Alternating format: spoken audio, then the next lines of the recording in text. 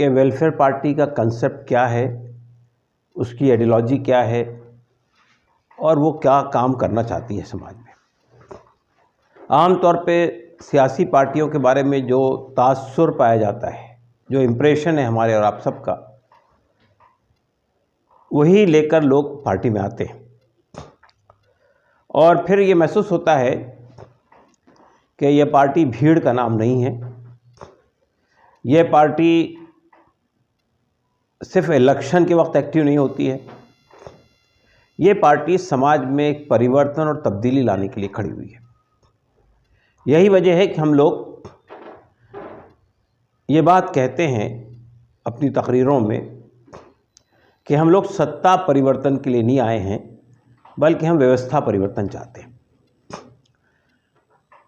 जो लोग व्यवस्था परिवर्तन से कमिटेड हों, उनके अंदर कंसेप्चुअल लेवल के ऊपर कितनी क्लैरिटी चाहिए, उन्हें पार्टी से कितना कमिटेड होना चाहिए, और सिर्फ इलेक्शन के वक्त नहीं बल्कि पूरे साल के 12 महीने और दिन के 24 घंटे किस तरह वो पार्टी से कमिटेड रह सकते हैं, इस पर हम इसी प्रोग्राम के दौरान में बातें सुनेंगे।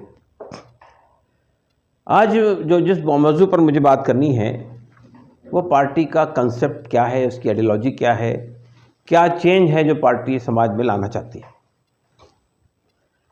आप जानते हैं कि हम लोग अक्सर बेशतर ये बात कहते रहते हैं, हमारी तकरीरों में भी, हमारे स्लोगन्स में भी एक जुमला बहुत तवातुर के साथ, बहुत उसके साथ में आपने सुना होगा, और वो जुमला ये है कि welfare party of India value based politics करती है। जब वैल्यू बेस्ड पॉलिटिक्स की आप बात करते हैं तो वैल्यू बेस्ड से क्या मुराद है? मैं ये चाहता हूँ कि ये जो प्रोग्राम हम कर रहे हैं इसमें हर चीज़ को आप नोट कीजिए, इसलिए कि फिर आप समाज में जाके इसको रेप्लिकेट करेंगे। वैल्यू बेस से क्या मुराद है, इस पर आज बहुत तफसील से मौलाना सादुल्लाह हुसैनी साहब का इज़हार ख्याल होगा, इसके बाद उसमें आपको ये बात मालूम होगी। देखिए, बस एक दो बातें मुझे वैल्यू बेस के बारे में कहनी है। वैल्यू, देखिए, आम तौर पे जितनी पॉलिटिकल पार्टीज़ हैं वो ये बात कहती है कि सियासत का वैल्यू से क्या ताल्लुक़ है। सियासत में, राजनीति में मूल्यों की कोई अहमियत नहीं है, जब जो समझ में आए वो करना है। तो ये जो सिचुएशन है, हम सियासत को बिल्कुल एक नया डायरेक्शन, नया रुख देने के लिए खड़े हुए हैं। हम जब ये कहते हैं कि वैल्यू बेस्ड पॉलिटिक्स, तो उससे पॉलिटिकल पार्टी के हिस्से से चार बातें बहुत क्लियर कट हैं। हमारी पार्टी में किसी ऐसे आदमी के लिए कोई गुंजाइश नहीं है जो क्रिमिनल बैकग्राउंड का हो। नंबर एक, हमारी पार्टी में किसी ऐसे आदमी के लिए कोई गुंजाइश नहीं है जो कम्युनल बैकग्राउंड का हो या कम्युनल इंटेंशन के साथ में पार्टी में आना चाहता हो। हमारी पार्टी में किसी ऐसे आदमी के लिए कोई गुंजाइश नहीं है जो करप्ट हो। हमारी पार्टी में किसी ऐसे आदमी के लिए कोई गुंजाइश नहीं है जो अवसरवादी हो, जो मौका परस्त हो, जो अपॉर्चुनिस्ट हो। इस पार्टी में जगह नहीं मिली, सीट नहीं मिली, इलेक्शन लड़ने के लिए हमको मौका नहीं दिया गया, तो इस पार्टी में चले जाए। उस पार्टी में नहीं मिला, उस पार्टी में चले जाए। कोई आइडियोलॉजिकल कमिटमेंट नहीं होता है। आप देख रहे हैं आमतौर पर इलेक्शन के वक्त में ये होता है। तो हम भगोड़े लोगों को, एक पार्टी छोड़कर दूसरी पार्टी में जाने वाले लोगों के लिए इस पार्टी में कोई स्पेस नहीं होगा। ये चंद बातें तो इस ताल्लुक़ से आप ज़हन में रखिए। तफसील से अभी आज दोपहर की, यानी 11 बजे की गुफ्तगू में आपके सामने इज़हार ख्याल होगा। दूसरी बात यह है, हम अपने कंसेप्ट में बहुत क्लियर कट एक बात कहते हैं। वो ये बात कहते हैं कि ये पार्टी वेलफेयर स्टेट के लिए खड़ी हुई है, कल्याणकारी राज्य की स्थापना के लिए, इक़्तिदार पर मबनी फलाही रियासत के क़याम के लिए। तो जब आप फलाही रियासत की बात करते हैं, जब आप वेलफेयर स्टेट की बात करते हैं, तो ये सिर्फ एक स्लोगन नहीं है। इससे मुराद क्या है? इससे मुराद ये है कि हम ये कहते हैं कि हम एक ऐसा माशरा, एक ऐसा समाज, एक ऐसा मुल्क बनाना चाहते हैं जिसमें हर सर पे छत, हर बदन पे लिबास, हर पेट को 2 वक्त की रोटी, हर हाथ को काम और हर पैदा होने वाले बच्चे को free, compulsory and quality education. और इसके बाद इसी में ये बात भी शामिल है कि इंसानों की जो डिग्निटी है उसको हम रेस्टोर करना चाहते हैं। इसी में ये बात भी शामिल है कि राइट टू लाइफ का जो कंसेप्ट हमारे कॉन्स्टिट्यूशन में दिया गया है आर्टिकल 21 में, उसमें ये बात भी शामिल है कि एक डिसेंट लाइफ गुजारने की आदमी के लिए मौके प्रोवाइड करने की जिम्मेदारी स्टेट की है। यानी राइट टू हेल्थ भी उसमें शामिल है, राइट टू लाइवलीहुड भी शामिल है, यानी रोजगार भी उसमें शामिल है और हेल्थ भी उसमें शामिल है। आपने देखा इस दिनों कोरोना की वबा के दौरान में हमारे मुल्क में राइट टू हेल्थ के सिलसिले में किस तरह बुरा मजाक हुआ है, किस तरह लोग मारे गए। तो इससे ये मालूम हुआ कि स्टेट वो जो जिसके लिए खड़ी हुई है वो स्टेट उसको फुलफिल नहीं कर रही। तो ये दूसरी बात है जो हम अपने तकरीरों में, अपने भाषणों में कहते हैं। ये सिर्फ स्लोगन नहीं, हमारा कमिटमेंट है माशरे के साथ में। हम अगर पावर में आएंगे, हम सत्ता में आएंगे, तो हम वचनबद्ध हैं, हम इस बात के पाबंद हैं कि हम एक ऐसी सरकार फ्लोट करें, एक ऐसी सरकार लाएं जो एक वेलफेयर स्टेट को इस मुल्क में स्थापित करे। आप अगर अपने मुल्क का जायज़ा लेकर देखेंगे तो आपको मालूम होगा कि 70 साल के तवील अरसे के बावजूद भी, इतने लंबे अरसे के बावजूद भी हम वेलफेयर स्टेट से कहीं भी करीब नहीं पहुंचे हैं। मिसाल के तौर पर हम ये देखते हैं कि यूनिसेफ की एक रिपोर्ट है जो हर साल आती है, 2020 की जो रिपोर्ट है वो ये बताती है कि दुनिया के 1/3 1/3 भूखे नंगे लोग भारत में रहते हैं। 1/3 ऐसे भी लोग हैं जिनको एक वक्त खाना मिलता है, ऐसे भी लोग हैं जो चावल के साथ नमक खाते हैं, दाल लगाने की मौका भी नहीं मिलता है, ऐसे भी लोग हैं जो हर साल माल न्यूट्रिशन की वजह से मर जाते हैं, भूखमरी का शिकार हो जाते हैं। ऐसी अमवात हर साल होती है। तो ये जो हम जब बात कहते हैं हमारा कंसेप्ट में, तो हमारा कंसेप्ट ये है कि हम एक ऐसा माशरा बनाएं, एक ऐसा मुल्क बनाएं जिसमें वेलफेयर स्टेट जो है उसका सबसे बेसिक एलिमेंट हो। ये दूसरी बात है हम जो कहते हैं। तीसरी बात यह है कि हम एक ऐसी इकोनॉमी फ्लोट करना चाहते हैं देश में जिसमें इक्विटेबल डिस्ट्रीब्यूशन ऑफ रिसोर्सेस हो। इक्विटेबल डिस्ट्रीब्यूशन ऑफ रिसोर्सेस से क्या मुराद है?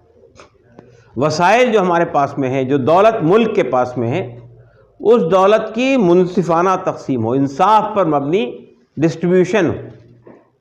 इस एतबार से अगर आप देखेंगे तो आज हमारे मुल्क में 1% लोग, 1% मैं जो स्टैटिस्टिक्स दे रहा हूं आपको, वो सब स्टैटिस्टिक्स जो हैं वो रियल स्टैटिस्टिक्स हैं, जो ऐसी एजेंसीज काम करती हैं उनके अपने मुहैया करदा स्टैटिस्टिक्स हैं। ये बताती है कि 1% लोगों के पास में मुल्क के 74% 74% रिसोर्सेज हैं, और जो 26% रिसोर्सेज है वो 99% लोग शेयर करते हैं। चंद सरमायादार कारपोरेट घराने ऐसे हैं जिनके पास मुल्क की दौलत का बड़ा हिस्सा मौजूद है। जब आप सुनते हैं कि दुनिया के 100 बड़े दौलतमंदों में भारत के भी 110 लोग मौजूद पाए जाते हैं, तो इसका क्या मुराद है? कोई वेल्थ बढ़ नहीं रही है देश की, वेल्थ एक्यूमुलेट हो रही है, चंद लोगों के हाथ में एक्यूमुलेट हो रही है। तो जब हम ये कहते हैं कि हम एक ऐसा निज़ाम चाहते हैं, एक ऐसा मुल्क चाहते हैं जिसमें रिसोर्सेस का इक्विटेबल डिस्ट्रीब्यूशन हो, तो हम क्या करेंगे? हम इकोनॉमिक पॉलिसीज़ में तब्दीली लाएंगे। इस वक्त जो इकोनॉमिक पॉलिसीज़ हैं उसमें मनी जो है, दौलत जो है, गरीबों से निकलकर अमीरों के हाथ में जाके एक्युमुलेट हो रही है। हमारा फ्लो उसके रिवर्स होगा, अमीरों के हाथ से निकलकर गरीबों के हाथ में जाएगी।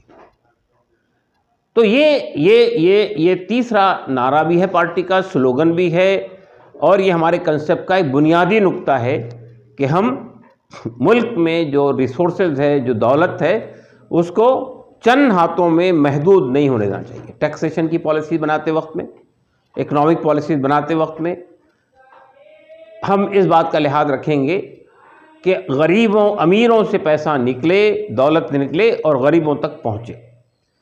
हम इसके कायल नहीं हैं जो सोशलिस्ट पैटर्न है, सोशलिज्म है कि भाई हम छीन लेंगे, छपट लेंगे, यहाँ से लेकर इनको दे देंगे, ये कानून लगा दिए, ये नहीं। सिस्टम कुछ ऐसा बनाएंगे जिसमें दौलत का फ्लो जो है वो अमीरों से निकलकर गरीबों के हाथ में आए और उसकी एक मुनसिफाना इक्विटेबल डिस्ट्रीब्यूशन हो। ऐसी चीज़ें नहीं होंगी जिसके ज़रिए से दौलत चंद हाथों में मरकूज होकर रह जाए। फिर एक बात और है, हम अपनी बात में भी कहते हैं, अपने कंसेप्ट पेपर में भी लिखा हुआ है और पब्लिक के दरमियान भी बयान करते हैं। हम ये कहते हैं कि हम एक ऐसी डेमोक्रेसी इस मुल्क में लाना चाहते हैं। ये बात को बहुत गौर से सुनिएगा आप। हम एक ऐसी डेमोक्रेसी लाना चाहते हैं इस मुल्क में, एक ऐसा लोकतंत्र कायम करना चाहते हैं, एक ऐसी जमहूरियत पैदा करना चाहते हैं जो पार्टिसिपेटरी हो, जो इंक्लूसिव हो, शमूलियाती जमहूरियत। क्या है इंक्लूसिव जमहूरियत? आम तौर पे जमहूरियत का, लोकतंत्र का मतलब ये समझा जाता है कि हर 5 साल में इलेक्शन हो जाए, सत्ता परिवर्तन हो जाए, सत्ता बदल जाए। आज अगर एक पार्टी की हुकूमत है तो इसका मौका लोगों को मिलना चाहिए कि वो अपने वोटों के ज़रिए से बदल सके सिस्टम को, दूसरी पार्टियों को ला सके। ये एक उसकी डेफिनेशन है। लेकिन ये पूरी जमहूरियत नहीं है, ये पूरा लोकतंत्र नहीं है। लोकतंत्र में का जो डेफिनेशन बयान की जाती है वो कहा जाता है अवाम की हुकूमत, अवाम के लिए, अवाम के ज़रिए से, government of the people, by the people, for the people.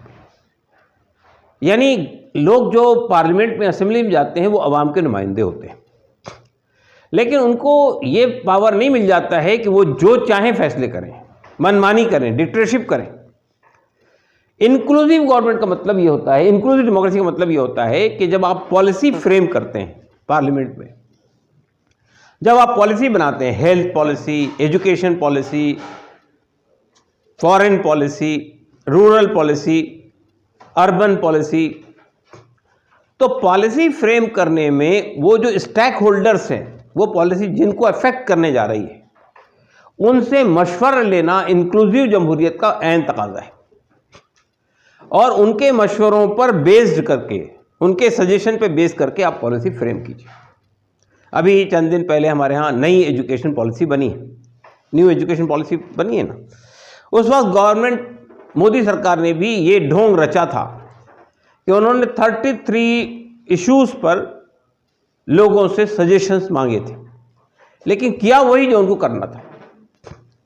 तो इंक्लूसिव डेमोक्रेसी ये नहीं है कि आप सिर्फ ढोंग रचने के लिए ये करें कि भाई हमने लोगों से सजेशन लिए लेकिन उसको उठाकर नदी की टोकरी में डाल दिया।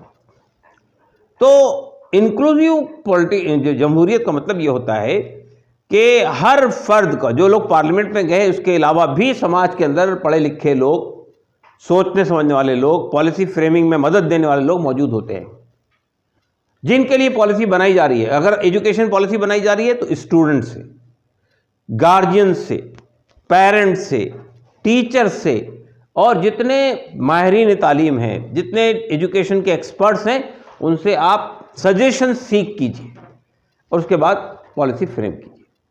अभी इस गवर्नमेंट ने रिसेंटली, आपने सुना होगा एक फैसला कि उन्होंने 3 फार्म लॉज जो बनाए थे वापस लिए। क्यों? फार्म लॉज बना दिए थे और ये कहा था कि हमने किसानों के फ़ायदे के लिए, फार्मर्स के फ़ायदे के लिए फार्मूलाज बनाए, लेकिन ये फार्मूलाज जो थे वो कॉरपोरेट के फ़ायदे के लिए बनाए गए थे। ये बिल्कुल स्पष्ट था। फार्मर्स ने एजिटेशन किया, 1 साल से वो लोग बैठे हुए हैं दिल्ली के बॉर्डर्स के ऊपर में, टिकरी बॉर्डर पे, सिंगूर बॉर्डर पे, गाज़ीपुर बॉर्डर के ऊपर में। 1 साल से वो बैठे हुए हैं और एजिटेशन कर रहे हैं। हज़ारों की संख्या में, लाखों की संख्या में लोग बैठे हुए हैं और पूरे देश के किसान मैदान में। इस सरकार ने पूरी कोशिश की कि वो फॉर्मूलाज वापस न लिए जाएं और उस पर वो एडमेंट रहे, लेकिन इलेक्शन के डर से उसे अपना फैसला वापस लेने पे मजबूर होना पड़ा। तो जब आप किसी भी यानी इंक्लूसिव डेमोक्रेसी का तकाजा यही है कि जब आप कोई पॉलिसी फ्रेम कर रहे हो तो जितने स्टॉक होल्डर्स हैं, जिन जिन पर वो पॉलिसी इफेक्ट करने जा रही है, उनसे बात करके अब पॉलिसी फ्रेम कीजिए, लेकिन ऐसा नहीं हो रहा है। तो ये तीसरी बात है जो हम चाहते हैं कि, चौथी बात है जो हमारे कंसेप्ट में शामिल है। एक और बात हम ये कहते हैं कंसेप्ट में कि हम यहाँ पर एक ऐसा कल्चरल फेडरलिज्म लाना चाहते हैं, सकाफती कहना चाहिए कि फेडरलिज्म। क्या है मतलब कल्चरल फेडरलिज्म का? देखिए, आप ये बात जानते हैं कि हमारे देश में एक मज़हब के लोग नहीं हैं, अलग अलग मज़हब के लोग हैं, अलग अलग कल्चर को फॉलो करने वाले लोग हैं, अलग अलग उनकी तहजीब तमद्दुन है। तो किसी एक कल्चर को, किसी एक लैंग्वेज को, किसी एक मज़हब पर सबको थोपने की कोशिश जो है इस मुल्क के लिए गलत है, मुनासिब है। और यही बात हमारे मुल्क में आम तौर पर कही जाती है कि ये मुल्क जो है इसमें यूनिटी इन डाइवर्सिटी वाला कंसेप्ट है कि इतनी डाइवर्स कल्चर, इतनी डाइवर्स लैंग्वेजेस, इतनी डाइवर्स रिलीजन होने के बावजूद भी ये मुल्क एक है। लेकिन ये मुल्क एक उस वक्त रहेगा जब इन रियलिटी हर आदमी को कल्चरल फ्रीडम और ऑटोनॉमी हासिल रहे। मुझे अपने कल्चर पर, मुझे अपने तहजीब पर, आपको अपनी तहजीब तमद्दुन पर चलने का पूरा पूरा मौका मिले। तो ये बात भी हमारे देश में कही ज़रूर जाती है, लेकिन इस पर अमल नहीं होता है। एक पार्टी जब पावर में आती है तो वो दूसरे कल्चर को ख़त्म करने की, उनको असिमुलेट करने के लिए पॉलिसीज़ बनाती है, प्रोग्राम बनाती है, तरीक़े इख्तियार करती है, डिज़ाइन करती है। तो ये जो तरीक़ा है ये गलत है। हमारा देश उसी वक्त तरक्की करेगा जब हर कल्चर को ये महसूस होगा, चाहे वो उसको फॉलोअर्स जितने कितनी माइक्रोस्कोपिक माइनॉरिटी क्यों ना हो, उसको ये एहसास होगा कि मेरा जो कल्चर है, मेरी जो तहजीब है, उसको स्टेट से प्रोटेक्शन हासिल है। आपको मालूम है कि हमारे मुल्क में एक आर्टिकल है जिसको 371 कहते हैं। 371A और 371G को उठाकर आप पढ़िएगा। उसमें नागालैंड में नागा ट्राइब्स और कुकी ट्राइब्स, मिज़ोरम में कुकी ट्राइब्स, इन्होंने एक लंबे अरसे तक एजिटेशन चलाया स्टेट के ख़िलाफ़ में, और एक तरह से वो उनको अपने स्टेट को सेपरेट करने की बात कर रहे थे। हमको अलहदगी चाहिए, इसलिए कि इंडियन गवर्नमेंट या इंडियन सिस्टम हमें असिमुलेट करने की कोशिश कर रहा है, हमारी कल्चरल आइडेंटिटी को ख़त्म करने की कोशिश कर रहा है। तो उनके साथ बाज़ाब्ता उनके जो ग्रुप थे, मिलिटेंट ग्रुप, उनके साथ बाज़ाब्ता निगोशिएशंस हुए, और निगोशिएशन के बाद में ये उसमें लिखा हुआ है कि Indian state will not legislate any law which supersede the family laws of Mizo and Kuki. उनको ये एश्योरेंस दिया गया कि जो आपके कस्टम्स हैं, आपके फैमिली लॉज हैं, उन पर पार्लियामेंट सुपरसीड करने के लिए कोई भी कानून नहीं बनाएगी। तो their cultural rights and identity is protected by constitutional provision. तो ये चीज़ तो इनके बारे में है, लेकिन आर्टिकल 25 को पढ़िए आप उठाकर, आर्टिकल 26 को उठाकर पढ़िएगा, तो उसमें मजहबी आज़ादी के साथ साथ कल्चरल फ्रीडम भी फंडामेंटल राइट है।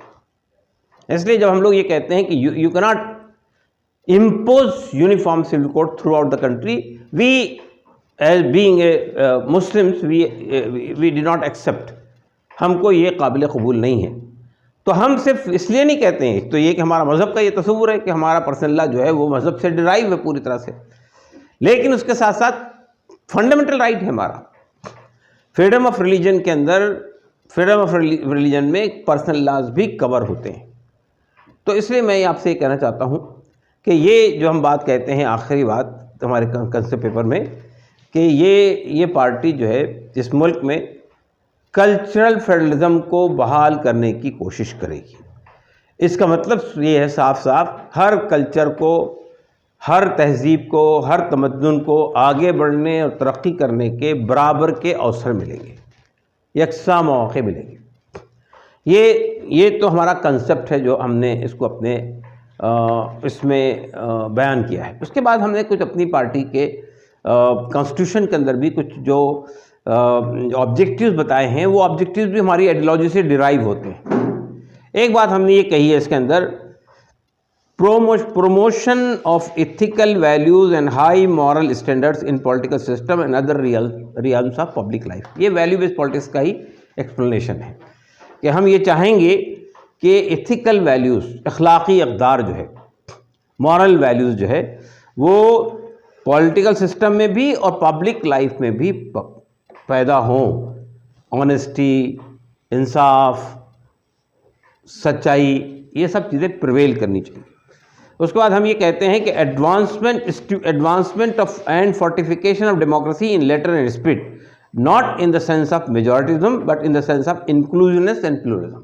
यही भी वही बात है जो मैंने अभी आपके सामने बताई है कि हम एक ऐसा डेमोक्रेसी की परिभाषा हमारी यह है कि वो इंक्लूसिव डेमोक्रेसी होनी चाहिए, वो मेजॉरिटिज्म नहीं होना चाहिए। डेमोक्रेसी का ये मतलब नहीं है कि एक पर्टिकुलर पार्टी को मेजॉरिटी मिल गई तो उसको ये लाइसेंस मिल गया कि वो जो चाहे फ्रेम करे, जो चाहे फैसले करे, जबकि कॉन्स्टिट्यूशन भी उसको रोकता है बाज़ मामलात में, और पब्लिक लाइफ में भी जो है उसको इन चीज़ों का लिहाज रखना चाहिए।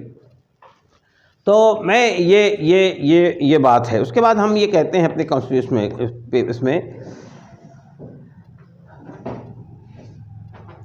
ये equitable distribution, restoration and preservation of rights of minorities recognized in the Constitution of India and International Convention। किसी भी माशरे के अंदर, समाज में एक मेजॉरिटी होती है, एक माइनॉरिटी होती है। तो यूनाइटेड नेशन के कन्वेंशन में ये बात तय की गई कि माइनॉरिटीज़ के लिए, हर मुतमद्दिन समाज को, हर तहजीब याफ्ता समाज को अपने समाज के माइनॉरिटीज़ के राइट्स को प्रोटेक्ट करना चाहिए। उनके रिलीजियस राइट्स, उनके कल्चरल राइट्स और राइट टू लाइफ का जो कंसेप्ट है, उसके तहत में उनके राइट्स को प्रिजर्व किया जाना चाहिए। हमारे मुल्क में भी आप देखते हैं कि कॉन्स्टिट्यूशनल गारंटीज दी गई है माइनॉरिटीज़ को। वो गारंटी क्या है? आर्टिकल 29 और 30 के अंदर है, एजुकेशन में और कल्चर में, कि आप अपने एजुकेशनल, अपनी कल्चर को प्रमोट करने के लिए, अपने कंसेप्ट को प्रमोट करने के लिए आप अपने एजुकेशन इंस्टीट्यूशन बना सकते हैं, इस्टेब्लिश कर सकते हैं और एडमिनिस्टर भी कर सकते हैं। उसमें हुकूमत का इंटरफेरेंस नहीं होगा। इसलिए माइनॉरिटी, जो बहुत सारे आपने देखा होगा कि जो एजुकेशन इंस्टीट्यूशंस होते हैं, जो माइनॉरिटी एजुकेशन इंस्टीट्यूशंस होते हैं, तो उनको constitutional provision, constitutional safe guard हासिल है। यह और बात है कि उसमें इंक्रोचमेंट करने की बार बार कोशिश होती रहती है और हम रेजिस्ट करते रहते हैं। मिसाल के तौर पर अलीगढ़ मुस्लिम यूनिवर्सिटी है, जामिया मिलिया इस्लामिया है, जामिया हमदर्द है, ये सब माइनॉरिटी एजुकेशन इंस्टीट्यूशंस हैं। लेकिन गवर्नमेंट की ये बराबर कोशिश रहती है कि उसमें हस्तक्षेप करे और उसको बदलने की कोशिश करे। एक बात और हमने कही है अपने इसमें पेपर में कि sustainability in the development of industry, technology, commerce and agriculture in the country with due attention to protection of environment. हमने बात कही है कि हम इसके हक़ में हैं कि डेवलपमेंट जो होना चाहिए, देखिए ये सब का ताल्लुक़ जो है हमारे इकोनॉमिक पॉलिसीज से भी है। उसमें हमने ये बात कही है कि डेवलपमेंट होना चाहिए, बगैर किसी डेवलपमेंट के हम आगे नहीं बढ़ सकते। साइंस और टेक्नोलॉजी का डेवलपमेंट होना चाहिए, इंडस्ट्री का डेवलपमेंट होना चाहिए, कॉमर्स का डेवलपमेंट होना चाहिए। लेकिन इस डेवलपमेंट के अंदर एक बात को साफ होना चाहिए कि ये अनचेक नहीं होगा। और उसमें एक पहलू हमने बताया चेक करने के लिए, वो है एनवायरनमेंट का प्रोटेक्शन। आप जानते हैं कि इस वक्त एनवायरनमेंट एक बहुत बड़ा इशू बना हुआ है दुनिया में, और हर साल दुनिया के बड़े मुल्कों के यूनाइटेड नेशन के तहत में बैठक होती है, मुज़ाकरात होते हैं कि ये चीज़ बढ़ रही है, ये चीज़ हो रहा है, इसको रोकना चाहिए, इसको रोकना चाहिए, लेकिन उस पर कुछ अमल नहीं होता है। लोग अपने डेवलपमेंट के खातिर इन्वायरमेंट को पोल्यूट करते हैं। आप देख रहे हैं इस वक्त दिल्ली में आप मौजूद हैं, दिल्ली की आबोहवा बहुत आलूदा है, बहुत ज़्यादा पोल्यूटेड है। और उसकी वजह क्या है? उसकी वजह ये नहीं है कि वो यानी इससे हो रहा हो, बल्कि ये मैन मेड है। अब देखिए दिल्ली जो है वो ज़ाहिर है कि मुल्क की राजधानी है, यहाँ फॉरेन एम्बेसीज़ है, यहाँ पार्लियामेंट है, यहाँ पर जो है वो आपका सुप्रीम कोर्ट ऑफ इंडिया है। इसके बावजूद भी जिस तरह से यहाँ पर वो होना चाहिए, प्रोटेक्शन मिलना चाहिए, यहाँ का एनवायरनमेंट जिस तरह साफ़ सुथरा होना चाहिए, ऐसा नहीं है। यही हाल तकरीबन हर मेट्रोपॉलिटन सिटीज़ का है कमोबेश। तो इसकी वजह यह है कि हमारे यहाँ जो इंडस्ट्रियल डेवलपमेंट हो रहा है वो डेवलपमेंट कन्फाइंड हो गया है मेट्रो सिटीज़ में, बड़े बड़े सिटीज़ में। नतीजा ये होता है कि हर तरह का पोल्यूशन निकलता है, स्मोक निकलता है और उसी वहाँ पे कुलमिनेट होती है और उन लोगों के लिए ज़िंदगी दिन ब दिन अजीरन होती जा रही है। ये इसकी वजह क्या है कि डेवलपमेंट का जो कंसेप्ट है हमारे मुल्क में वो बहुत गलत कंसेप्ट है। हम ये करते हैं कि बड़े बड़े शहरों में ही इंडस्ट्रीज़ लगाते हैं। होना ये चाहिए कि जो हम ये बात कहते रहे हैं पार्टी के प्लेटफॉर्म से भी, और ये बात आपको साथ रखनी चाहिए कि अगर लोग आपसे पूछेंगे भाई ठीक है, अगर ये नहीं होना चाहिए तो देश कैसे आगे बढ़ेगा? डेवलपमेंट के अगर आप मुनाफी करेंगे, आप उसके इनकार करेंगे, तो फिर आपके पास में एक अदर मॉडल क्या है डेवलपमेंट का? हमारा कहना ये कि देखिए ये जो मॉडल है डेवलपमेंट का, उससे समाज में भी एक उथल पुथल की कैफियत है। क्या होता है, हर साल गाँव से और देहात से lakhs of peoples migrate to the metro cities, या बड़े शहरों की तरफ में लोगों का माइग्रेशन होता है। अभी आपने देखा होगा, अभी जो लॉकडाउन लगा था, सबसे बड़ा मसला माइग्रेंट वर्कर का पैदा हुआ, जो केरला से, पंजाब से, बॉम्बे से, महाराष्ट्र से निकल के बिहार, बंगाल और आसाम की तरफ वापस जा रहे थे। क्यों? इसलिए कि हमारे यहाँ अनइवन डेवलपमेंट है। हमारे यहाँ रूरल बेल्ट में कोई डेवलपमेंट नहीं होता है, ना वहाँ एजुकेशन इंस्टीट्यूशंस होते हैं और ना वहाँ पर आपके इंडस्ट्रियल डेवलपमेंट होता है। तो होना ये चाहिए, हम ये बात कहते रहते हैं, होना ये चाहिए कि डेवलपमेंट का एक ऐसा मॉडल बनना चाहिए कि जो चीज़ें जहाँ प्रोड्यूस होती है, इंडस्ट्रियल प्रोसेसिंग वहीं हो। मिसाल के तौर पर आप जानते हैं कि बाज़ चीज़ें हमारे एग्रीकल्चर प्रोडक्ट हैं, कॉटन बनती है, कॉटन पैदा होती है खेतों में। अगर कॉटन मिल्स भी हम गांव और देहात में लगाएं और वो तमाम साधन वहाँ प्रोवाइड करें, इंफ्रास्ट्रक्चर बन जाए, जाने के रास्ते बन जाएं, एक्सेसिबल हो तो वो चीज़ पॉसिबल है। उससे क्या होगा, अनएम्प्लॉयमेंट भी ख़त्म होगा। रूरल बेल्ट के अंदर जो प्रॉब्लम लोगों को पैदा होते हैं कि वो अपने मईशत के लिए, अपनी इकनॉमी को इम्प्रूव करने के लिए वहाँ से निकल कर दिल्ली आते हैं, दिल्ली बॉम्बे जाते हैं, ये सिस्टम भी बंद होगा। पोटैटो है, आप पोटैटो चिप्स बनाते हैं और बहुत सारी चीज़ें उससे बनती हैं, वो सब काम आप वहीं पे बनाएं। मिसाल तौर पे बंगाल के अंदर जूट निकलती है, मुर्शिदाबाद में, मालदा में और दूसरे इलाक़ों में, लेकिन उसकी प्रोसेसिंग कलकत्ता में होती है, उसका एक्सपोर्ट कलकत्ता से होता है। तो होना ये चाहिए कि जहाँ से जो चीज़ प्रोड्यूस हो रही है उसकी प्रोसेसिंग वहीं पे हो, तो वहाँ पर आप जो है उनको यानी एम्प्लॉयमेंट भी जनरेट हो जाएगा और इसके साथ साथ वहाँ एजुकेशनल इंस्टीट्यूशन भी इस्टेब्लिश होंगे। तो ये भी जो हम जब सस्टेनेबल डेवलपमेंट की बात करते हैं तो उससे मुराद ये होती है। एक बात और हमने कही है इसके अंदर कि ठीक है, और एक बात ये है इसमें कि हम ये कहते हैं कि हम इंडिया में इंटरेस्ट फ्री बैंकिंग, आपने देखा होगा हमारे इस कॉन्स्टिट्यूशन के अंदर भी हमने लिख रखा है इंटरेस्ट फ्री बैंकिंग की बात। ये इंटरेस्ट फ्री बैंकिंग के बाद भी हमने कही है। हमारा कहना ये है कि इंटरेस्ट जो है वो इकनॉमी को करप्ट करता है, इकनॉमी को स्लो करता है, इकनॉमी के पेस को आगे बढ़ने से रोकता है। तो अब आपके सामने ये बात आएगी कि इंटरेस्ट फ्री इकनॉमी से क्या मुराद है। देखिए, असल में दुनिया में ये बात पाई जाती है कि ऐसी कंपनीज जिस पर लोन ना हो, वो कंपनी को लोग कहते हैं ये कंपनी में इन्वेस्ट करना बेहतर है। जब शेयर लेते हैं लोग तो शेयर लेते वक्त ये देखते हैं कि कौन सी कंपनी जो है वो इंटरेस्ट, कम से कम इंटरेस्ट देती है, कम से कम लोन लिया हुआ है उसने, उस कंपनी में वो इन्वेस्ट करना पसंद करते हैं। ज़ीरो इंटरेस्ट इकनॉमी को सबसे बेस्ट इकनॉमी माना जाता है। Zero interest based economy, zero interest based economy. और आप देखेंगे कि जो जहाँ जहाँ भी ये चीज़ आगे बढ़ती है वहाँ पे इंटरेस्ट रेट को कम किया जाता है। इंटरेस्ट रेट अगर 12% है तो 10% करेंगे, 10 है तो 8 करेंगे, 8 है तो 6 करेंगे। इस तरह इंटरेस्ट रेट घटाने से इकोनॉमी स्टेबल होती है। तो हम ये बात कह रहे हैं इंटरेस्ट फ्री इकोनॉमी जो है उसको हम इंडिया में भी लागू करना चाहते हैं। कम से कम एक ऑल्टरनेटिव पैकेज आपको यहाँ मिलना चाहिए। जो लोग इंटरेस्ट फ्री इकोनॉमी में इन्वेस्ट करना चाहते हैं तो इनको इंटरेस्ट फ्री इकोनॉमी के लिए साधन मिलना चाहिए। तशरीह तो ये बातें हैं जिनका ताल्लुक़ हमारे कंसेप्ट से है, हमारी आइडियोलॉजी से है। और इससे आपको ये बात साफ तौर पर नज़र आएगी कि हम में और दूसरी पार्टियों में क्या अंतर है।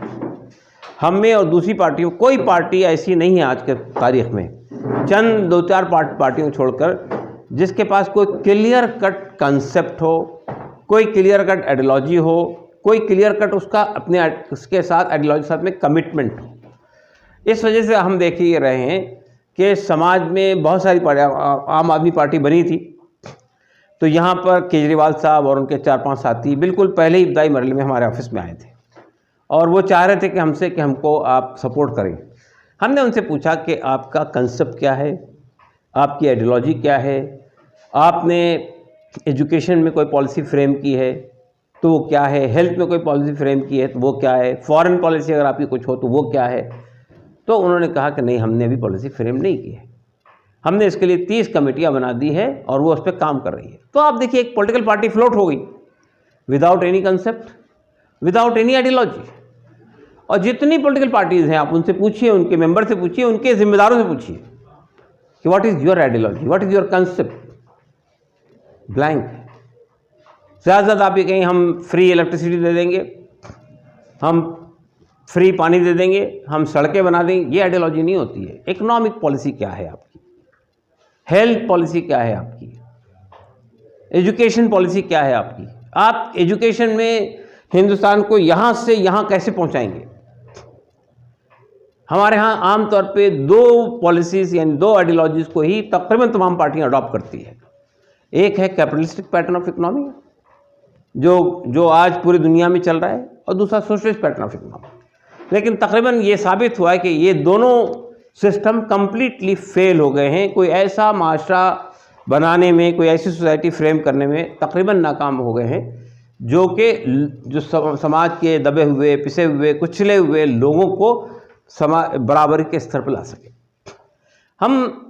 जो हमारा माशरा है इस वक्त में, हमारा मुल्क है, देखिए एक बात और समझ लीजिए कि पॉलिटिकल पार्टी का मतलब होता है हम पावर में आना चाहते हैं। आप किसी भी पॉलिटिकल पार्टी को पावर से अलग हटाकर नहीं देख सकते। हम समाज सुधार के काम के लिए नहीं खड़े हुए हैं। ये बात समझने की कोशिश कीजिए, एनजीओ में और पॉलिटिकल पार्टी में फ़र्क क्या है। कभी कभी क्या होता है कि हम पॉलिटिकल पार्टी से स्विच होकर एनजीओ बन जाते हैं और चैरिटी के काम करने लगते हैं और कुछ खिदमत उसकी अच्छाई से मैं कोई इख्तिलाफ़ नहीं कर रहा हूँ। लेकिन प्रॉब्लम ये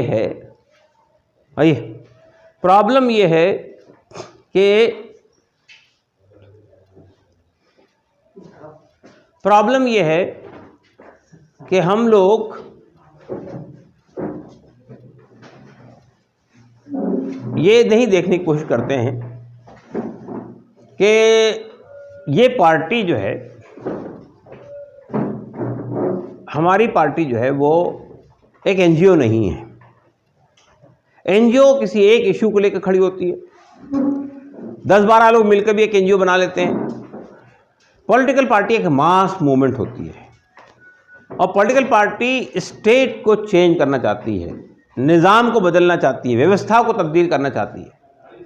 कोई छोटे मोटे करेक्शन के लिए नहीं खड़ी हुई है कि समाज में ये खराबी हो रही तो इसको ठीक करना है, ये खराबी हो रही तो इसको ठीक करना है।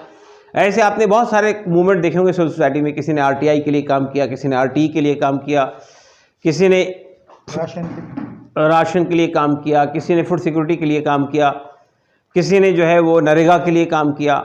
ये सब करते हैं लोग, ये पॉलिसी फ्रेमिंग में मदद होती है, लेकिन वो पॉलिटिकल पार्टी नहीं होती है। पॉलिटिकल पार्टी तो पूरे सिस्टम को चेंज करना चाहती है, या सिस्टम को इन्फ्लुएंस करना चाहती है, या सिस्टम पे आना चाहती है, रन करना चाहती है। तो हमें ये बात याद रखनी चाहिए कि वेलफेयर पार्टी ऑफ इंडिया एक पॉलिटिकल पार्टी है, और पॉलिटिकल पार्टी होने की हैसियत से वो पूरे निज़ाम को, पूरी व्यवस्था को तब्दील करने की चाहती है, और पावर, इसी वजह से वो पावर में आना चाहती है। वो पावर लोकल बॉडी की सतह पर भी हो सकता है, वो पावर स्टेट असेंबली की सतह पर भी हो सकता है, वो पावर जो है यानी पार्लियामेंट की सतह पर भी हो सकता है। तो एक ये बात है। दूसरी बात मुझे ये कहनी है इस सिलसिले में कि पॉलिटिकल पार्टी सिर्फ इलेक्शन में पार्टिसिपेट नहीं करती है। आम तौर पे हमारे यहाँ जितनी पॉलिटिकल पार्टीज़ है वो आप सिर्फ इलेक्शन के मौके पर नज़र आएंगी, उसके बाद आपको वो भूल जाइए, कहीं नज़र नहीं आएंगी। उनके कुछ ऊपर के लोग होंगे, नीचे से पे कोई कार्यकर्ता काम नहीं करते। पॉलिटिकल पार्टी की कोशिश ये होती है और होनी चाहिए, और हम इसके लिए कोशिश करते हैं कि वो पावर में अगर नहीं है, या अगर कहीं हमारा एक आध दो आदमी, पावर से मुराद सिर्फ रूलिंग पार्टी नहीं होती है, पावर से मुराद अपोजिशन पार्टी भी पावर ही होती है, इसलिए कि वो लेजिस्लेचर में, पॉलिसी फ्रेमिंग में, कानून बनाने में वो पार्टिसिपेट करती है, वो इसमें पार्टिसिपेट करती है, तो इसलिए वो पावर का ही पार्ट है। तो इसलिए मैं कहना चाहता हूँ कि जब हम ये कहते हैं कि अगर आप पावर में नहीं हैं, आपके पास कोई एमएलए नहीं है, कोई एमपी नहीं है, तो पॉलिटिकल पार्टी का रोल क्या होता है? पॉलिटिकल पार्टी का क्या रोल होता है? 4 रोल होते हैं पॉलिटिकल पार्टी के, apart from parliament and assemblies. पहला रोल ये होता है कि वो पॉलिसी फ्रेमिंग में इनको इन्फ्लुएंस करती है। पॉलिसी फ्रेमिंग को इन्फ्लुएंस कैसे करती है? आप धरना करते हैं, मुजाहरे करते हैं, जुलूस निकालते हैं, कोई पॉलिसी गलत बनती है तो उसके खिलाफ आवाज़ उठाते हैं, प्रेस स्टेटमेंट देते हैं, ये सब काम हम करते हैं। और अब अगर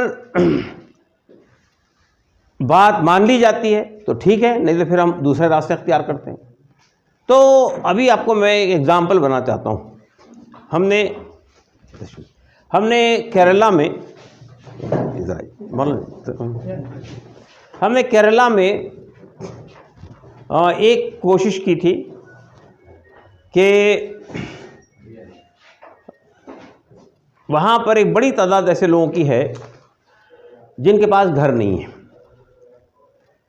अपने रहने के लिए मकान नहीं है, ज़मीन नहीं है।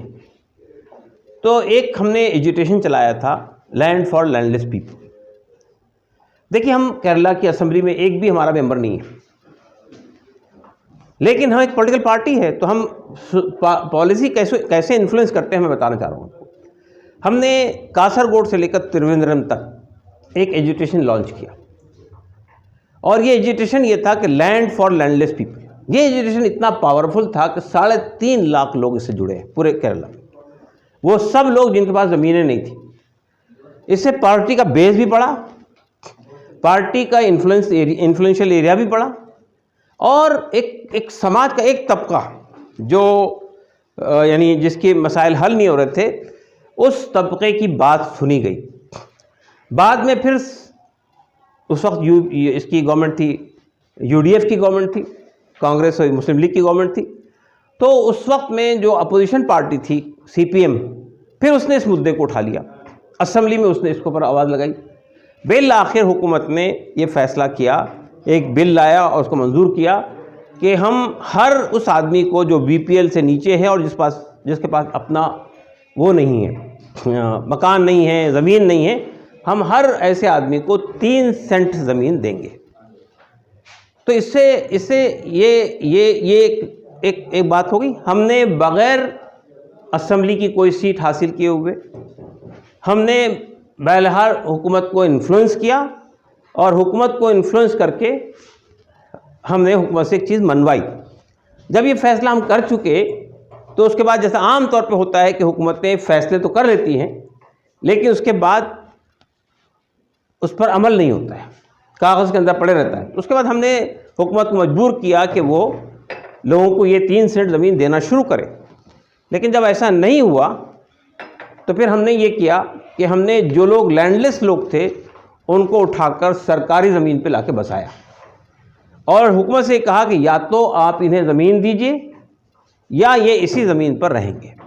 नतीजा क्या निकला कि उसके बाद डीएम ने हमसे आके बात की और फिर अल्टरनेटिव ज़मीन प्रोवाइड की गई। तो मैं सिर्फ ये बताना चाहता हूँ कि ये दूसरा काम है पॉलिटिकल पार्टी का कि वो पॉलिसी इंटरवेंशन करती है, पॉलिसी को इन्फ्लुएंस करने की कोशिश करती है और पावर में हो या ना हो वो हुकूमत की पॉलिसी पे असरअंदाज होती है। तीसरा काम होता है हमारा किसी भी मसले पर एजिटेशन करने का, प्रोटेस्ट करने का, कोई किसी के साथ नाइंसाफ़ी हो रही हो, किसी के साथ जुल्म हो रहा हो तो हम उस पर आवाज़ उठाते हैं।